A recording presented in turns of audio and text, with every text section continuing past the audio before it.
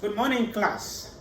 We are going to continue our study of cell biology by looking at chapter number 8. The topic is transport across membranes, overcoming permeability barrier. When we were studying cell membranes in chapter number 7, we pointed out that some of the functions of cell membranes are to transport materials. So here we get to learn the kind of transport processes and some of the uses of those transport processes. Let's begin, like we always do, by looking at the lesson objectives. When this chapter is done, make sure that you can do the following. Number 1, make sure that you can explain the need for cell transport. Be sure that you can list the cell's main transport processes. Be sure that you can define the following transport terms: diffusion, facilitated diffusion, osmosis, and active transport. Objective number 4, make sure that you can explain the model for facilitated diffusion, and also make sure that you can compare facilitated diffusion to enzyme action. Number 6, make sure that you can define osmosis and state the driving force for osmosis. Finally, objective number 7, make sure that you can explain how plant and animal cells behave in isotonic, hypotonic, and hypertonic solutions. The need then for transport processes in cells.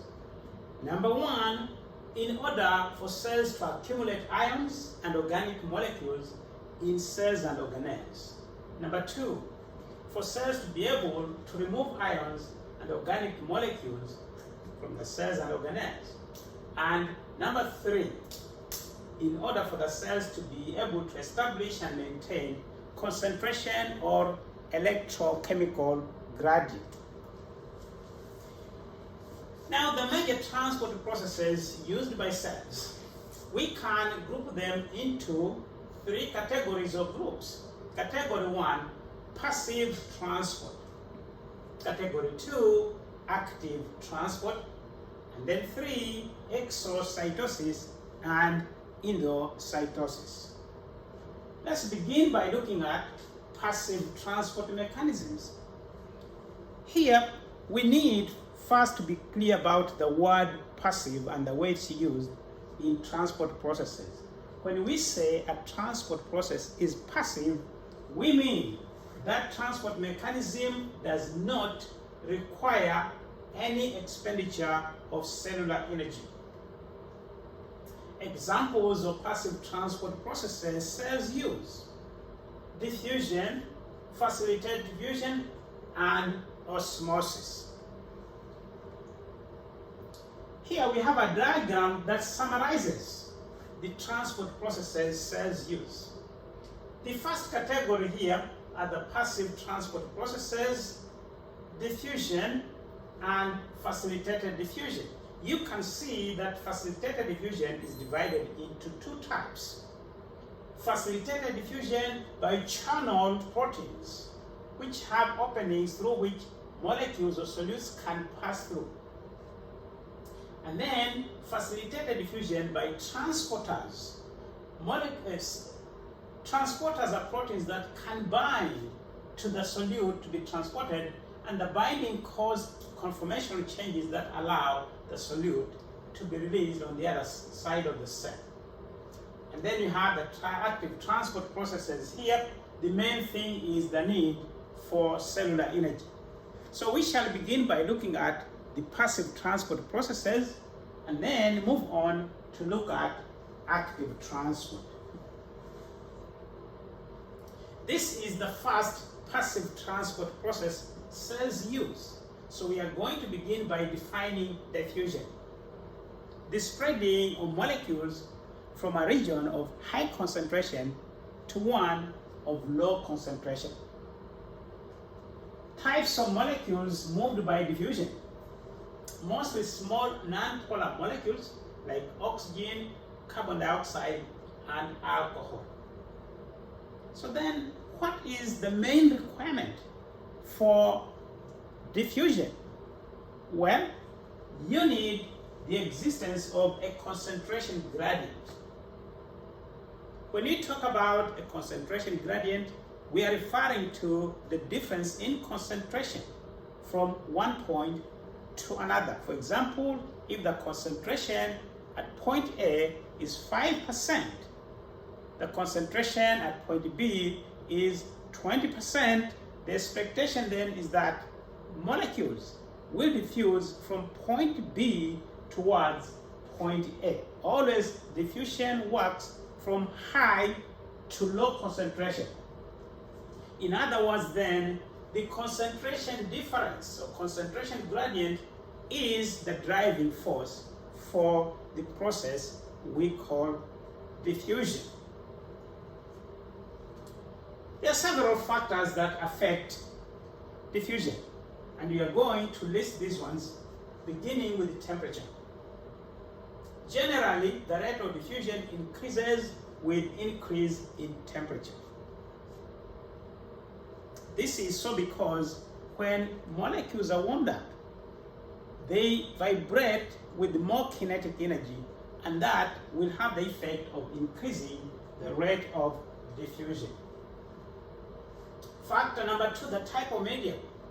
Molecules tend to diffuse slower in denser media and diffuse faster in lighter media. You can check this in your kitchen. Take a jar of clear water and get a jar of honey. Put a single drop of food coloring dye into jar of water, and also do the same in the jar containing honey, and watch them over time to see which one will allow faster diffusion. Number 3, the size of molecules. Small molecules tend to diffuse faster compared to larger ones. Let's look at passive transport mechanism number 2, facilitated diffusion. To facilitate is to aid, or to assist, or to help. So by definition, facilitated diffusion is diffusion that is assisted by transport proteins, which are also referred to as transporters.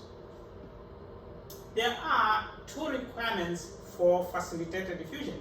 Requirement number 1, the existence of a concentration gradient. Number 2, you need the transport proteins. Here we are looking at one mechanism of facilitated diffusion. This represents the transport protein. This is the solute to be transported from that side to this side. So with this type of facilitated diffusion, the solute to be transported has to bind to a special binding site on the transport protein. The binding causes the conformation of the transport protein to change, finally opening on the other side of the membrane, allowing the solute to exit on the other side.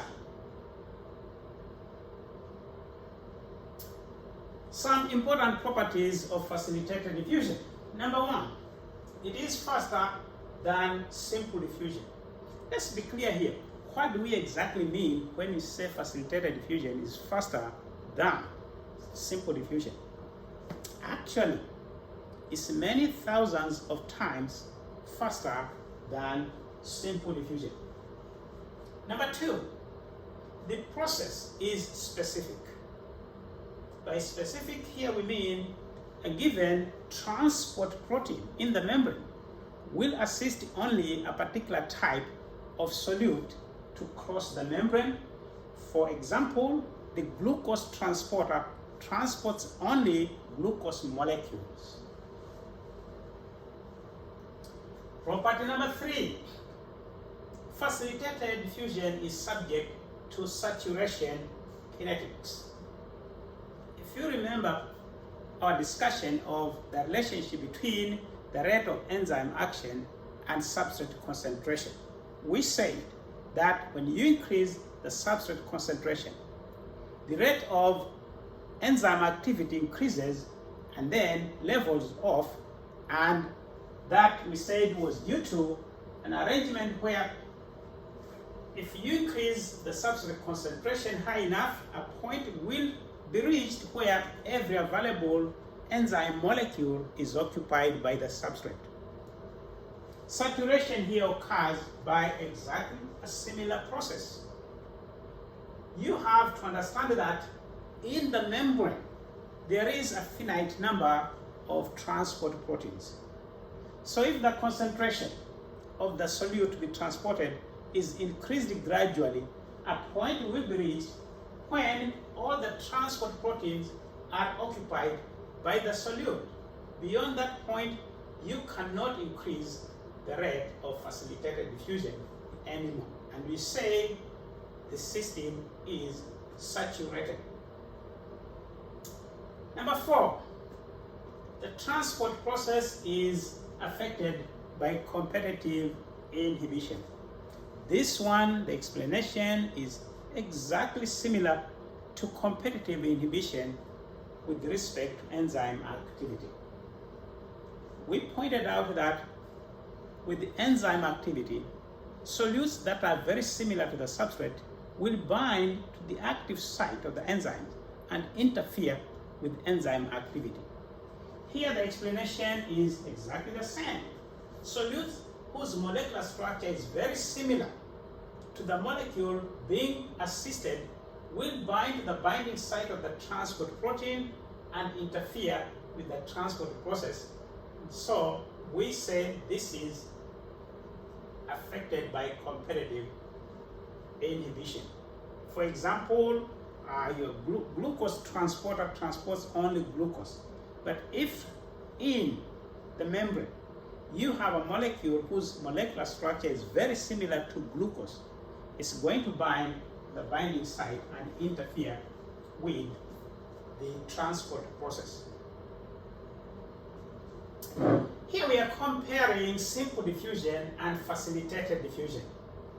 With the simple diffusion, as you increase the substrate concentration here, the rate of diffusion increases in a linear fashion.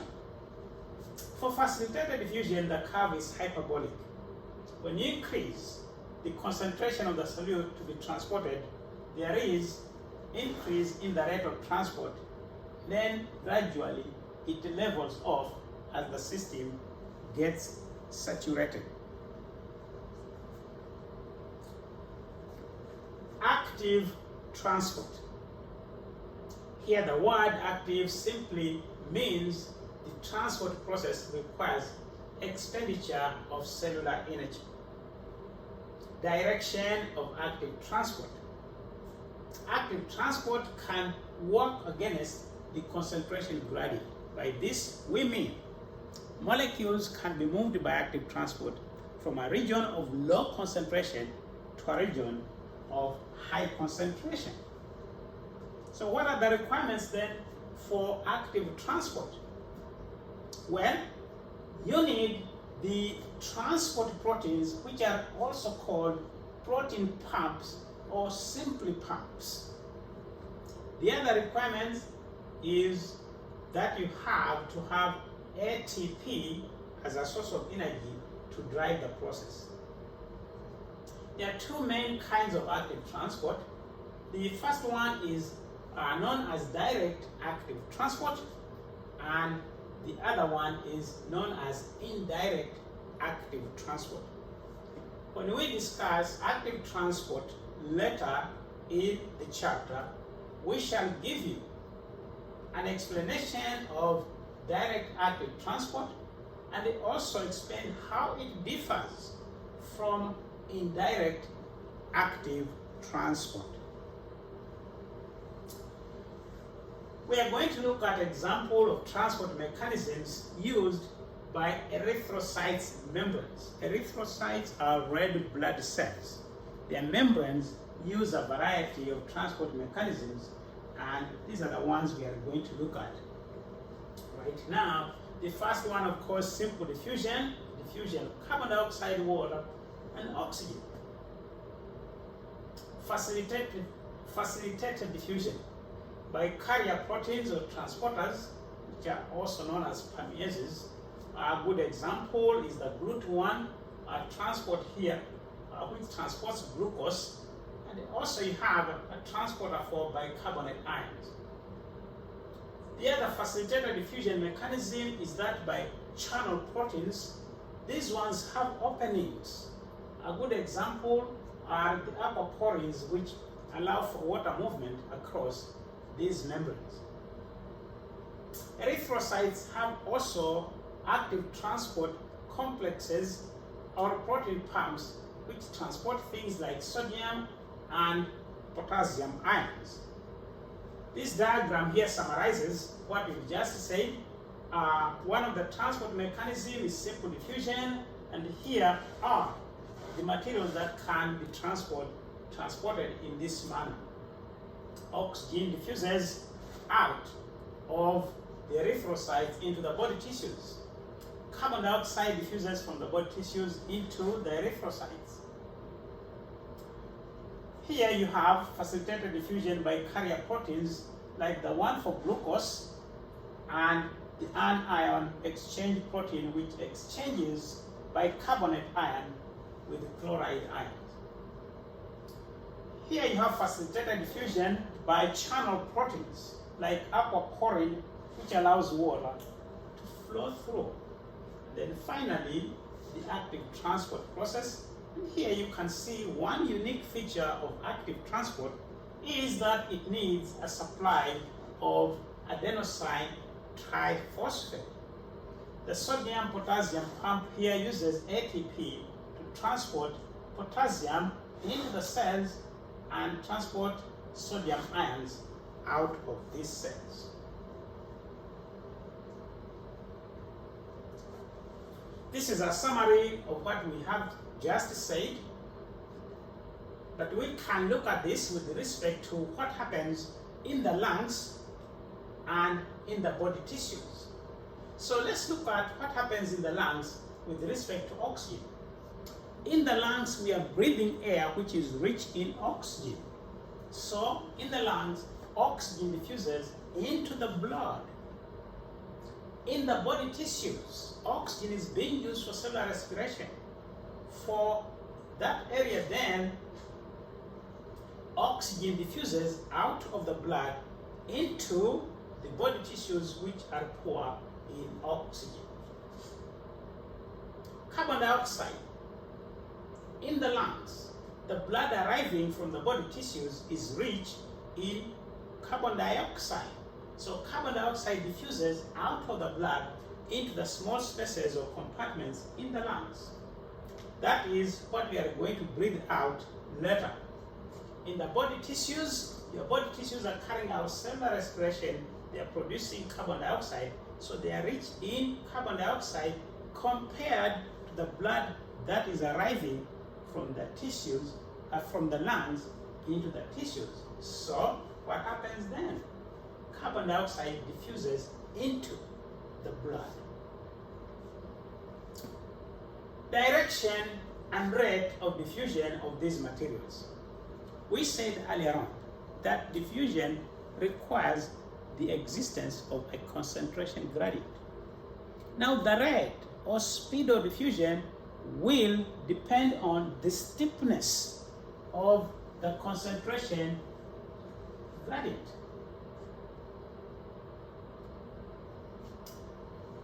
Here we try to explain then how the concentration gradient and its steepness in the red blood cells is maintained to favor continued diffusion of carbon dioxide into the cells in the capillaries of the body tissues and diffuse out of the cells in the capillaries of the lungs. Let's begin right here. Please pay attention because we have a very important principle here that has many applications in some of these processes in other areas of cell biology.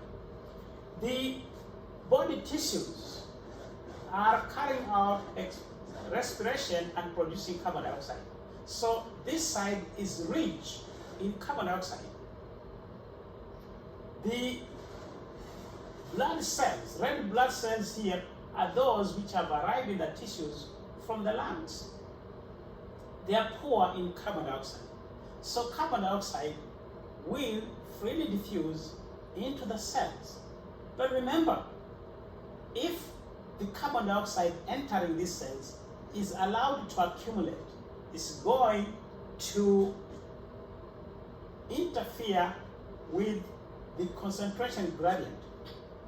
So to prevent carbon dioxide from accumulating on this side of the membrane, any carbon dioxide molecule entering these cells is reacted with water by an enzyme known as carbonic anhydrase. So this removes the carbon dioxide from the carbon dioxide pool and maintains the steepness of the concentration gradient, which will favor continued import of carbon dioxide into the red blood cells. Your oxygen flows in this direction. Blood cells of blood arriving from the lungs is rich in oxygen. The tissues here carrying out cellular respiration using oxygen. So this side is poor in oxygen, this side is rich in oxygen, and this is the direction the oxygen is going to diffuse. In the capillaries of the lungs, the situation is reversed. Your carbon dioxide diffuses out of the red blood cells into the surrounding compartments of the lungs, where the carbon dioxide concentration is low. Continued diffusion of carbon dioxide here will require maintenance of a concentration gradient to favor diffusion in that direction. So your carbonic anhydrase works by reacting hydrogen ions and bicarbonate ions to produce water and carbon dioxide. This arrangement ensures that carbon dioxide concentration in this area stays high and favors continued diffusion of carbon dioxide into the lung compartments. That is what we are going to breathe out during the breathing process.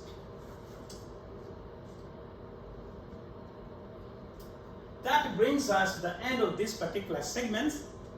So in the next part, we are going to look at osmosis. Thank you.